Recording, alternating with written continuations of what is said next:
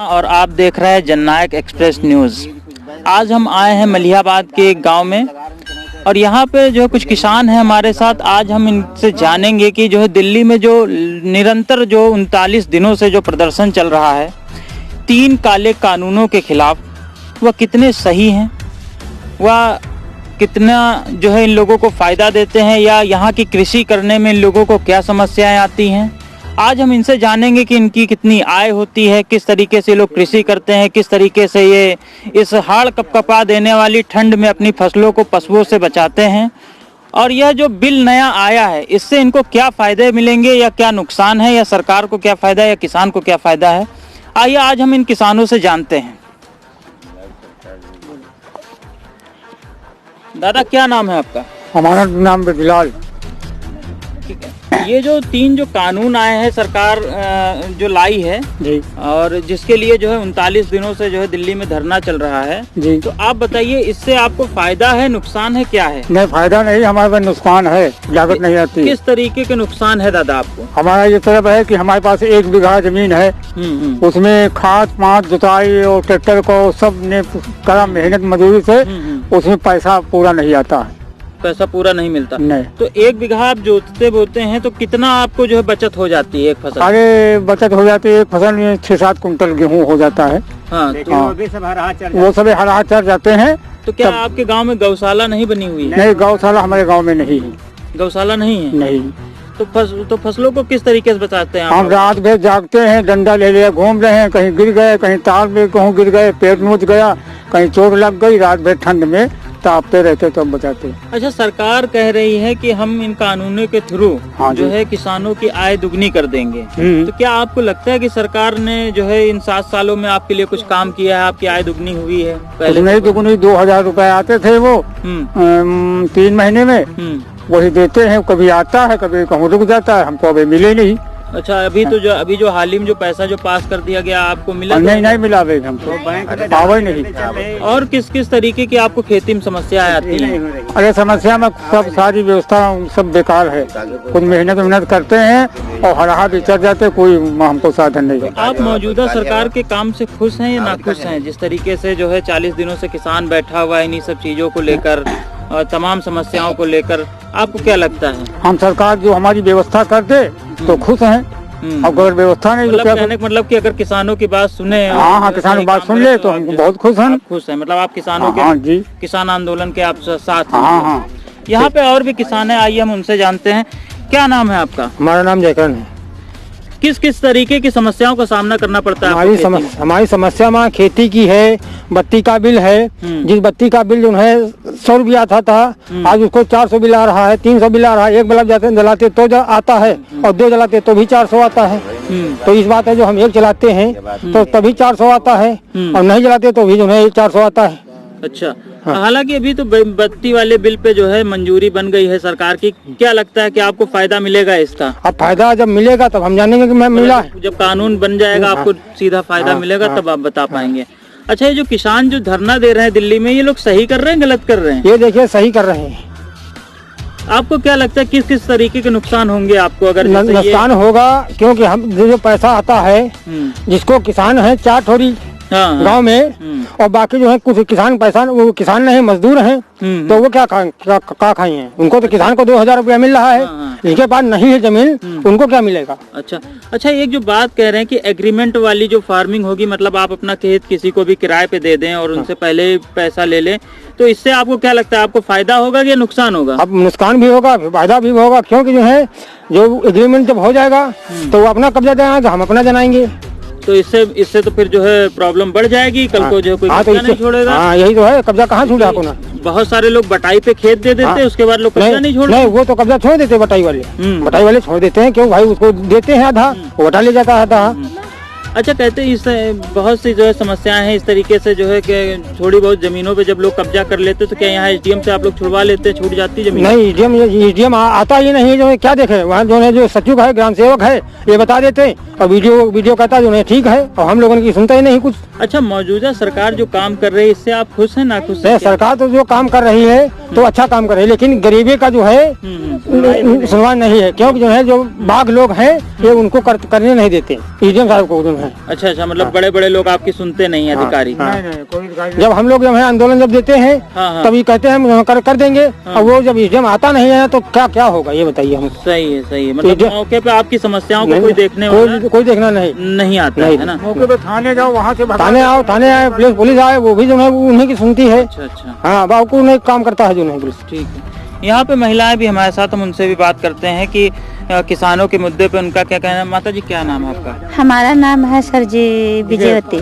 अच्छा माता जी, ये बताइए, ये जो किसानों का जो आंदोलन जो चल रहा है दिल्ली में 39 दिनों से लगातार, तो ये सही है, गलत है, क्या है?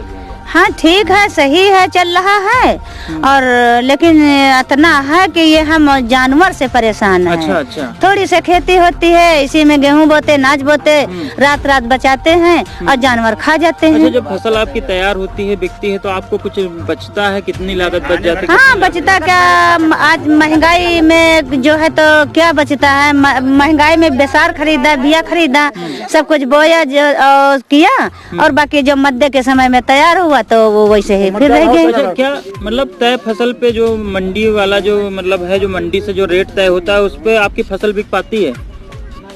हाँ, बिक पाती है, कभी बिकी भी नहीं पाती है, और वहीं छोड़ के चले जाते हैं। फसल बेचने क्या मंडी जाते कि यहीं मतलब लोकल लोगों से आप बेच लेते हैं? हाँ, लोकल भी बेचते हैं और मंडी भी जाता है, जो अगर ज्यादा फसल भय तो मंडी भेज दिया, और नहीं तो लोकल बेच लेते हैं। मंडी से आप लोगों को जो है पैसा कितने दिनों में मिल जाता है? पैसा तुरंत मिल जाता है। हाँ, यहाँ पे पैसा जो है तुरंत मिल जाता है। तो अभी किस किस तरीके की समस्याओं का सामना करना पड़ रहा है आपको खेती में? अब खेती में यही सामना है कि थोड़ा ये फसल में बोया रहा है तो वो भी जो रहा तो नहीं बिका, मद्दा होगा तो जानवर का छोल का खवा दिया रहा, मेथी रहा है, थोड़ा सोया रहा है, यही चीज रहा है। मेरा नाम श्रीनिवास मिश्रा है, मैं मलिहाबाद क्षेत्र का रहने वाला हूँ। मलिहाबाद क्षेत्र आम पट्टी घोषित है, लेकिन यहाँ पे किसानों को किसी प्रकार की कोई सुविधा शासन या प्रशासन के द्वारा नहीं दी जाती है। प्राइवेट सेक्टर से बाग धुलने वाले जो केमिकल या दवाई आती है वही हम लोग उपयोग में लाते हैं, लेकिन उससे हम लोगों को कोई फायदा नहीं होता है। सारे किसान भाइयों, पूरा 1 साल लगातार बागों की धुलाई होती रहती है, ऐसे कीटनाशक या ऐसे कीट पतंगे आ जाते हैं बागों में कि पूरा साल धुलाई करते करते पूरा पैसा चला जाता। पता चला 1 बीघे बाग में हमने धुलाई करवाई, पूरा ना करवाओ तो पेड़ खराब हो रहे हैं।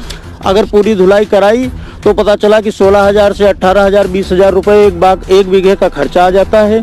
बगल में हमारे रहमान खेड़ा रिसर्च सेंटर है, यहाँ पे सब वैज्ञानिक लोग आते हैं, तरह तरह की दवाई और मैंगो का रिसर्च करते हैं। यहाँ से भी कभी हम लोगों को कुछ नहीं मिला कि ऐसा जानकारी नहीं मिली, कोई जानकारी नहीं मिली, कोई ऐसी दवाई का नाम मतलब दवाई नहीं उपलब्ध कराई गई कि जैसे शासन प्रशासन के द्वारा प्राइवेट वाले अपना दुकान मनमाने ढंग से रेट लेते हैं और मनमाना रेट देते हैं, वही दवाई हम लोगों को मिल पाती, वही हम लोग उपयोग में लाते हैं, उससे हमारी फसलों को और पेड़ पौधों को नुकसान होता है। उठाना पड़ता होगा यहाँ के किसानों को? ये मान लीजिए कि अगर 1 बीघे सेक्टर को कितना फायदा होता होगा? 1 बीघे में अगर हम लोगों को 20,000 30,000 रुपए का आम बेचने के बाद पैसा मिलता है तो वो सब धुलाई धुआई में ही खत्म हो जाता है, उससे 2 पैसे का कोई फायदा नहीं हो पाता है। अगर कुछ शासन प्रशासन के द्वारा अच्छी दवाई, अच्छा कीटनाशक उपलब्ध कराया जाए, जैसे सरकारी गल्ले की दुकानें होती हैं, आम पट्टी घोषित है, शासन को चाहिए कुछ ऐसी व्यवस्था यहाँ पे उपलब्ध कराए कि सारे किसान जाके वही दवाई लें, उसका उपयोग करें अपनी बाग में, तो अच्छा उसका रिजल्ट मिले, तो किसान भाइयों को 2 पैसे का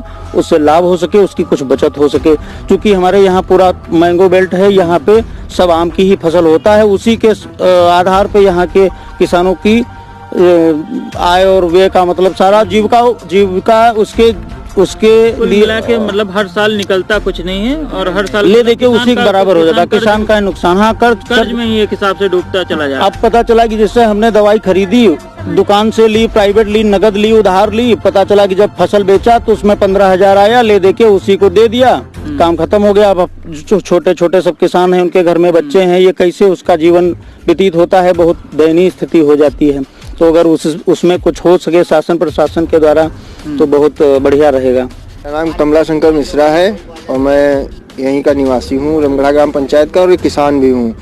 तो किसानों की ये जो समस्याएं हैं वो हल करने के लिए तो कोई नहीं है। सरकार जो है जो बना देती है नियम, वो यहाँ तक आते आते समाप्त हो जाते हैं। यहाँ पर कोई भी किसी भी प्रकार की कोई सुविधा नहीं आती है। अभी जो मोदी जी ने डायरेक्ट खातों पे पैसा देना शुरू किया है किसानों के, तो वही आ पा रहा है। बाकी जो भी ब्लॉक या तहसील स्तर से होता है वो वहीं दब के रह जाता है, यहाँ तक नहीं पहुँचता है। और पहुँचता भी नहीं, और पहुँचता भी है तो जिनको प्रधान चाहता है उन्हीं को दिलवा देता है, बाकी किसी आवश्यकतावान आदमी को नहीं दिला पाता है। अच्छा, ये जो 3 कानूनों के खिलाफ जो दिल्ली में प्रदर्शन चल रहा है, ये कितना सही है या गलत है, या सरकार ने जो नियम बनाए इससे आपको क्या लगता है, क्या क्या फायदे हैं?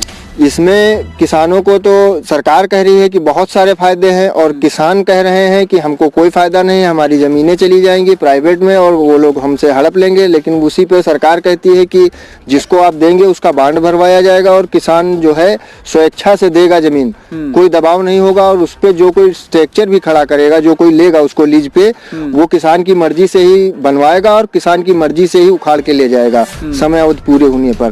तो उसी विषय में है कि जो लोग किसान वहाँ पे धरना दिए बैठे हैं, उनको लगता है कि ये जो है हमारे विरोध में है और हमारे जो है हित में नहीं है। लेकिन कुछ किसान ऐसे भी हैं जो ये कह रहे हैं कि ये हमारे हित में है और हमारे लिए बहुत अच्छा है।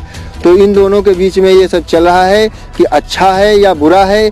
जो अच्छा मान रहे हैं वो अपना घर में बैठे हैं, और जो नहीं अच्छा मान रहे हैं वो अपना धरना दिए बैठे हैं। बताइए, जो वहाँ के किसानों को खालिस्तानी बताएगा, पाकिस्तानी बताया, अफगानिस्तानी कि ये कहाँ तक सही है, क्या ये सही है? ये हुआ है क्योंकि वहाँ पर किसान विरोध के नाम पर, जो किसान विरोध पे बैठे थे बिल के, उसके नाम पर कुछ ऐसे अराजक तत्व तो आए। क्योंकि हम मीडिया ने ही इसको दिखाया कि कुछ लोग झंडा लिए खालिस्तान जिंदाबाद का नारा लगा रहे थे, तो कोई पाकिस्तान जिंदाबाद का नारा लगा रहा था, कोई कह रहा था कि खालिस्तान बनेगा।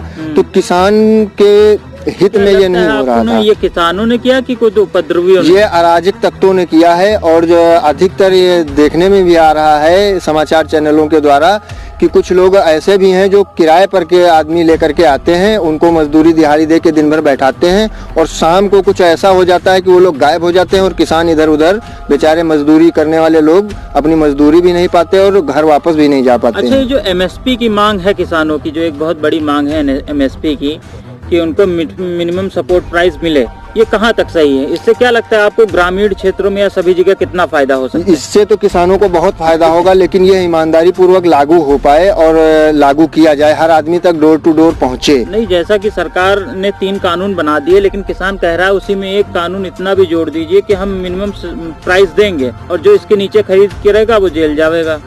तो क्या लगता है इससे कितना फायदा मिलेगा किसान को? किसान को इससे बहुत फायदा मिलेगा।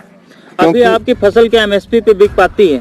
हमारे यहाँ जो जितने मतलब बड़े किसान हैं, जिनके पास अधिक हो पाता है अपनी आवश्यकता से, वो MSP के लिए वहाँ सरकारी दुकानों, वहाँ पे जाते हैं गोदामों में, वहीं बेचते हैं जहाँ पे कांटा लगता है सरकार का। और जो छोटे किसान हैं वो अपने खाने पीने भर का ही पैदा कर पाते हैं, और वो भी बड़ी मुश्किल आ जाती है क्योंकि छोटे किसानों को कोई लाभ नहीं है। नहीं। और आवारा पशु जो हैं वो अधिक परेशान करते हैं छोटे किसानों को। योगी जी ने तो जगह जगह पे गौशालाओं का निर्माण कराया आवारा पशुओं को देखते हुए। कराया जरूर है, लेकिन आज अगर किसान मिलकर के 10 जानवर आवारा पशुओं को गौशाला में बंद करवा देते हैं, तो ठीक उसके तीसरे दिन ही वो जानवर फिर बाहर छोड़ दिए जाते हैं। क्योंकि गौशालाओं का हाल ये है कि गौशालाओं में जानवर भूखे मर रहे हैं। जितना भी पैसा आता है उनके खाने चारे के लिए, वो सब ग्राम प्रधान और सचिव मिलके खाते हैं। ऐसा एक गौशाला का नहीं, मेरा लगभग 10-12 गौशालाओं में जाना होना होता है, और मैं हर जगह का आपको डिटेल भी दे सकता हूँ।